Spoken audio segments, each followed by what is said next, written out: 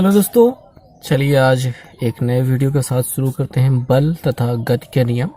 पिछली वीडियो में हमने वेग यानी कि चाल यानी कि गति को समझा था और इसमें दो ही मूल सूत्र लगते थे। चाल बराबर दूरी बटा समय, औसत चाल बराबर औसत वेग, औसत कुल दूरी बटा कुल समय, बस यही लगता था। और गति के तीन समीकरण लगते थे। उन सभी के बारे में हमने यहाँ पे पूरा देख लिया था। पर अभी भी अगर आपको कन्फ्यूज़न है तो कमेंट कर दीजिएगा। एक दूसरे वीडियो के साथ हम गति के समीकरणों को फिर से प्रयोग करेंगे, क्योंकि अभी हमको लगता है कि हमने थोड़ा सा कम प्रयोग किया था। आज हम बल तथा गति के नियम को देखेंगे और यहाँ पे उसके जो क्वेश्चंस हैं उनको देखेंगे। सबसे पहला जो ज़रूरी चीज़ है वो देख लेते हैं। बल का मात्रक न्यूटन होता है। 1 न्यूटन बराबर 10⁵ डाइन होता है। अब ये सबसे ज़्यादा इम्पोर्टेंट चीज़ है। क्यों क्या हम यहाँ पे जो डिब्बे में दिखाई दे रहे हैं तीनों को ही चीज़ों को समझ लेते हैं, क्योंकि ये चीज़ें जो है इम्पोर्टेंट है एग्ज़ाम के दृष्टिकोण से। आपका जबकि बहुविकल्पी प्रश्न आने वाला है, इस वजह से बल का जो मात्रक होता है इनमें से कौन सा नहीं होता है ये आपसे पूछा जा सकता है। सबसे पहले बात तो आपको एक ऑप्शन दिया जाएगा न्यूटन, ये होता है, ठीक है। डाइन ये होता है, और एक होता है किलोग्राम मीटर प्रति सेकेंड स्क्वायर, ये भी बल का मात्रक होता है। और किलोग्राम भार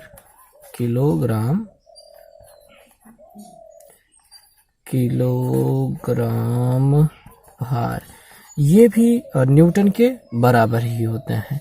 तो ये चारों के चारों बल के ही मात्रक हो जाते हैं।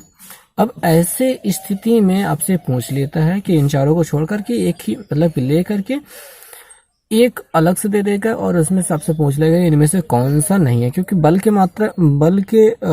मामले में आपको जब ढेर सारे इसके मात्रक मिल जाते हैं तो आपसे यही पूछा जाता है कि इनमें से कौन सा इसका मात्रक नहीं है। तो मेरे ख्याल से आपको कंफर्म रहेगा, ये याद रहेगा। तो उदाहरण की शुरुआत करते हैं। यहाँ पे इस किताब में जो पहला उदाहरण मिल जाता है वो संवेग से संबंधित है। लिखा गया है कि 5 किलोग्राम द्रव्यमान का एक पत्थर 10 मीटर प्रति सेकंड के वेग से लुढ़क रहा है। पत्थर का संवेग ज्ञात कीजिए। देखिए, पत्थर का जो भी संवेग बराबर P बराबर m इंटू वी होता है, यानी द्रव्यमान गुणते वेग को संवेग कहते हैं। तो 50 किलोग्राम मीटर प्रति सेकंड ये आपका संवेग हो गया। तो ये किलोग्राम मीटर प्रति सेकंड को आपको यहाँ पे यहीं से आप खोज सकते हैं। किलोग्राम मीटर प्रति सेकंड से आपको किलोग्राम मीटर प्रति सेकंड बन गया है। ये हो गया संवेग का मात्रक। बहुत ही आसान सा काम था। और अगला जो उदाहरण दिखाई दे रहा है वो ये है, किसी 2 किलोग्राम द्रव्यमान की गेंद में 10 मीटर प्रति सेकंड स्क्वायर का त्वरण है। त्वरण उत्पन्न करने के लिए कितने बल की आवश्यकता होती है? तो यहाँ पे द्रव्यमान दिया गया है, यहाँ पे त्वरण दिया गया है। बल के बारे में पूछ रहा है तो बल बराबर द्रव्यमान गुणित त्वरण होता है। द्रव्यमान गुणित त्वरण एकमात्र सूत्र होता है, बड़ा प्यारा सा। बल बराबर द्रव्यमान गुणित त्वरण। द्रव्यमान है 2, त्वरण है 8 दूनिया 16 न्यूटन का त्वरण लग गया। इस क्वेश्चन में देखेंगे तो यहाँ पे लिखा गया है कि एक वस्तु जिसका द्रव्यमान 10 किलोग्राम है 10 सेंटीमीटर प्रति सेकंड के वेग से चल रही है। 10 सेकंड में रोकने के लिए उस पर कितना बल लगाना होगा? बहुत ही बढ़िया क्वेश्चन है। चलिए इसको हल करके दिखाता हूँ मैं। तो दोस्तों, जो सवाल है उसमें हम यहाँ पे देखते हैं कि एक वस्तु जिसका द्रव्यमान 10 किलोग्राम है। अब वस्तु का द्रव्यमान कितना है? m बराबर 10 किलोग्राम, ठीक है। 100 मीटर प्रति सेकंड के वेग से चल रही है। यह प्रारंभिक वेग, शुरुआती वेग है, तो इसको u से दिखाएंगे। 100 सेंटीमीटर प्रति सेकंड। अब यहाँ पे 100 सेंटीमीटर बराबर 1 मीटर होता है। मीटर पर सेकंड में सब कुछ रखना होता है, तो 100 सेंटीमीटर बराबर 1 मीटर प्रति सेकंड बन जाएगा। आगे कह रहे हैं कि इसको 10 सेकंड में रोकने के लिए 10 सेकंड यानी कि टाइम बराबर 10 सेकंड, और रोकने के लिए यानी स्टॉप कर दिया यानी रुक गया, यानी अंतिम वेग क्या हो गया? 0 हो गया। रोकने के लिए कितने बल की आवश्यकता होगी? और यहाँ पे हमको बल निकालना है। बल बराबर होता है द्रव्यमान गुणित त्वरण। बल बराबर होता है द्रव्यमान गुणित त्वरण। और त्वरण के लिए एक फॉर्मूला आपने देखा था, ए बराबर पिछले वीडियो में आया था, वेग परिवर्तन के समय दर को त्वरण कहते हैं। तो v minus u upon T होता है ये आपका त्वरण। तो यहाँ पे F बराबर सीधे सीधा बन जाएगा m into v minus u upon t या डेल्टा टी से कहा जाता है। डेल्टा टी, डेल्टा क्या होता है? समय परिवर्तन को डेल्टा कहते हैं, यानी कि कितना समय अंतराल लगा, कितना टाइम लगा, वही डेल्टा, यानी जितना भी टाइम का परिवर्तन हुआ है। अब यहाँ पे रख देते हैं, m बराबर अपना था 10 किलोग्राम, v बराबर क्या था? 0 था, अंतिम वेग 0, प्रारंभिक वेग अपना था 1 मीटर पर सेकेंड, ठीक है, वो रख दिया, बटे अपन समय जो है वो 10 सेकंड है, लगा दिया, 0 से 0 काट दिया तो यहाँ पे बचा 1, यहाँ पे मिलेगा कितना? -1, तो यहाँ पे गुणते -1 हो गया, गुणा करेंगे 1 एक नाम 1, -1 जो मिला है ये बल है, बल क्या है? न्यूटन में मिलेगा। अब ये माइनस में क्यों मिला है? क्योंकि ये रोक रहा था, इस वजह से ये माइनस में मिला है। अगर ये बढ़ा रहा होता तो प्लस में मिला होता। तो इतनी सी बात है, आपको माइनस से परेशान नहीं होना है, बस इतना सा बताना है कि 1 न्यूटन का बल आवश्यक होगा, बस आपको बताना है 1 न्यूटन, वो रोक रहा है इस वजह से माइनस में आया। और अगला प्रश्न जो बनता है वो है कि 4 किलोग्राम द्रव्यमान की एक वस्तु 5.0 मीटर पर सेकेंड का वेग परिवर्तन करने के लिए आवश्यक आवेग का मान, यहाँ पे इतना वेग परिवर्तन करना है तो उसके लिए कितने आवेग की आवश्यकता होगी? आवेग बराबर होता है संवेग परिवर्तन, या फिर आप देख सकते हैं कि आवेग I बराबर होता है m इंटू डेल्टा v, यानी कि द्रव्यमान गुणते वेग परिवर्तन।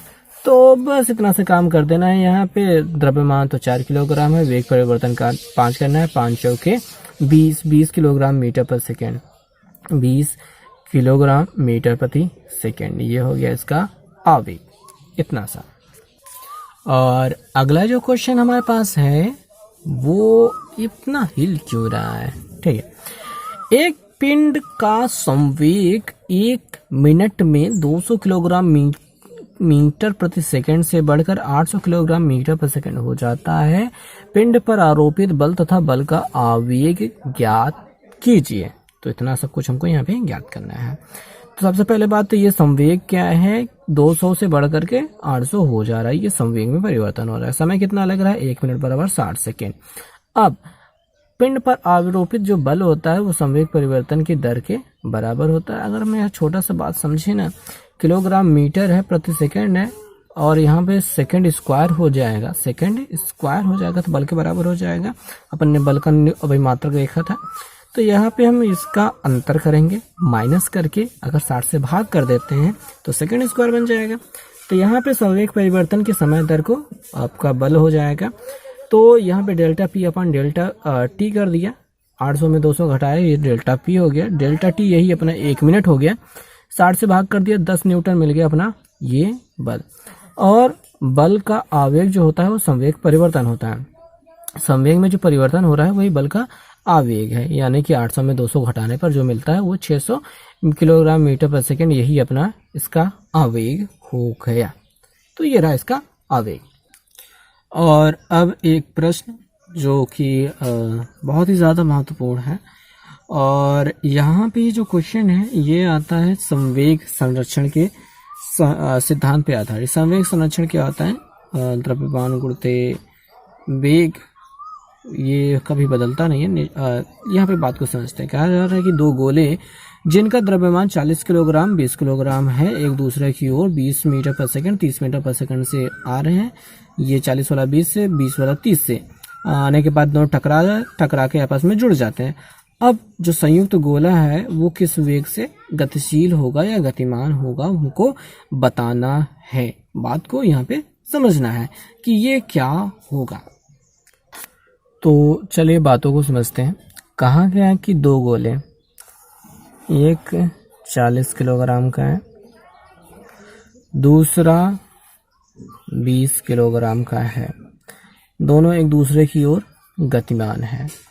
पहला वाला है 20 मीटर पर सेकंड के वेग से, दूसरा है 30 मीटर पर सेकंड के वेग से। जब दोनों टकराते हैं, टकराने के बाद चिपक जाते हैं, ठीक है। चिपकने के बाद इनका कुल वजन हो जाता है 20 और 40 जोड़ करके 60 किलोग्राम। अभी इनका वेग क्या होगा ये हमको फाइंड करना है, प्राप्त करना है। तो सबसे पहले बात, इसका संवेग हम यहाँ पे ज्ञात करते हैं। इस तरह संवेग बराबर होता है, संवेग P बराबर होता है द्रव्यमान गुणित वेग। तो यहाँ पे इसका P1 बन जाएगा 40 गुणित 20, तो 4 दूनी या 800 किलोग्राम मीटर प्रति सेकंड इसका संवेग हो जाएगा। और दूसरे वाले का संवेग अगर निकालेंगे, P2 निकालेंगे, तो 3 दूनी 600 किलोग्राम मीटर प्रति सेकंड इसका दूसरे वाले का संवेग हो जाएगा। अभी दोनों क्या है, विपरीत दिशाओं में आते हैं, टकराते हैं। जब विपरीत दिशाओं में आ रहे हैं तो एक वाली गिनती अगर प्लस में माने जाएगा तो दूसरे माइनस में होगा, क्योंकि इधर की ओर प्लस अगर है तो इधर की ओर माइनस है, तो दोनों प्लस माइनस में हो गए। ऐसे में जो संवेग का परिवर्तन, मतलब चुनने के बाद जो संवेग बनेगा वो ये हो जाएगा, इसका संयुक्त संवेग 800 माइनस 600 बराबर 200 किलोग्राम मीटर प्रति सेकंड। अगर दोनों एक ही दिशा में जा रहे होते हैं तो जोड़ दिए जाते हैं, दोनों विपरीत दिशाओं में चल रहे हैं, इस वजह से घटा दिया गया। घटाने के बाद ये जो मिला है संवेग, ये संयुक्त जो है पिंड, इसके संवेग के बराबर होगा। इसका द्रव्यमान कितना है, इसका द्रव्यमान है 60 किलोग्राम, और इसका वेग कितना है, 1 मिनट, यहाँ पे हमको मिला था 200, और यही 200 बराबर होगा आपके ये द्रव्यमान 60 किलोग्राम गुणित इसके वेग से। इसका वेग तो पता नहीं है, बस हो गया। और अभी क्या करना है, 0 से 0 काट देना है, 6 से भाग देना है, 2 से काटेंगे तो 10 आ जाएगा, 2 3 6 आ जाएगा, 3 से भाग देंगे तो v बराबर आ जाएगा 10/3 मीटर प्रति सेकेंड। बस इसका वेग यही बनेगा। तो इसको आप दशमलव में बता सकते हैं, जो कि बन जाएगा 3.333 मीटर प्रति सेकेंड। तो ये रहा संवेग पे आधारित प्रश्न। इस पे आधारित और भी प्रश्न आते हैं, जैसे कि तोप का गोला वाला, बंदूक की गोली वाली। एक बंदूक की गोली देख लेते हैं। तो यहाँ पे हमारे पास एक बंदूक की गोली वाली सवाल है। कह रहे हैं बंदूक का द्रव्यमान 2 किलोग्राम, इसकी गोली 15 ग्राम की है। गोली 100 मीटर प्रति सेकंड के वेग से निकले तो बंदूक किस वेग से पीछे की ओर हटेगी। बिल्कुल यही काम। यहाँ पे क्रिया प्रतिक्रिया लिया जा सकता है। बंदूक का संवेग एक तरफ रखना है, गोले का संवेग एक तरफ रखना है, दोनों को बराबर कर देना है, काम हो जाना है। तो चलिए स्टार्ट करते हैं, देखते हैं कि क्या क्या करना है। तो भाई बात ये आती है कि अपने पास है बंदूक, एक बंदूक है, बंदूक, और एक है गोली। ठीक है, बंदूक है 2 किलोग्राम की है। अब इसको हम 2000 ग्राम भी ले सकते हैं। 1 किलोग्राम में 1000 ग्राम, 2 किलोग्राम में 2000 ग्राम। जो बंदूक की गोली है वो है 15 ग्राम की, जो द्रव्यमान है वो 15 ग्राम की है। तो इसको किलोग्राम में बदलने की ज़रूरत नहीं है, ये है पहले से ग्राम में। हमने इसको ग्राम में इसलिए बदला ताकि ये ग्राम और ग्राम मैच कर रहे हैं। तो m1 बराबर इसको लेते हैं, m2 बराबर ये लेते हैं। बंदूक की गोली जो इस वेग से जा रही है वो अपना v2 हो जाएगा। ठीक है, और इसका वेग जो होगा v1 हो जाएगा। अभी क्या होगा, यहाँ पे बंदूक की गोली का जो वेग दिया था वो दिया था 100 मीटर प्रति सेकेंड। तो यहाँ पे ग्राम और किलोग्राम में बदलने से कुछ ज़्यादा डिफरेंस नहीं पड़ेगा, कुछ अलग नहीं होगा कि जैसे हमें को किलोग्राम में दी है तो इसको हम किलोग्राम में बदल दें 1000 से भाग करके, या फिर इसको ग्राम में बदल करके, तो काम वही बनेगा, कुछ अलग नहीं होने वाला है। यहाँ पे यूनिट चेंज करने से तकलीफ नहीं बढ़ने वाली है, इतना सा समझते हैं। तो आगे यहाँ पे रखते हैं। अब देखिए दोनों का संवेग क्या होगा, बराबर। इसका संवेग m1 v1 बराबर m2 v2, ये काम करेगा। अब देखिए गोली इधर जाती है, बंदूक इधर जाती है, दोनों विपरीत दिशाओं में जाते हैं, इस वजह से दोनों प्लस माइनस में से बराबर हो जाएंगे। मतलब कि ये प्लस में बराबर की इस पार उस पार बराबर रहेंगे। अब इसका m1 क्या है, 2000 ग्राम है, 2000 ग्राम। v1 हमको निकालना है, और m2 कितना है, 15 ग्राम, और इसका 100 है। 20 इसे काट देंगे और इसको नीचे ले जाके पहुंचा देंगे। v1 बराबर हो जाएगा 15/20, तो 15/20 हो गया। तो 5 से काटते हैं, 5 चौक 20, 5 3 15, 4 से भाग करेंगे 3 में, दशमलव वाली गिनती मिलेगी, तो 4 से भाग कर लेते हैं। 0.0 4 4 7 28 बचेगा 2, और 0 4 5 20, 0.75 मीटर प्रति सेकेंड आ गया आपका इसका उत्तर। और अब बस यहाँ पे देखेंगे बल और गति के नियम पे आधारित जो कुल मिला के सवालें होती हैं बस इसी प्रकार की रहती हैं। आपको नीचे PDF मिल जाएगा जिसमें और भी सवालें मिलेंगी जिनको आप बड़े आराम से हल कीजिए। वैसे आपके पास 9th की किताब तो होगी, वहाँ से हल कीजिएगा, ठीक है।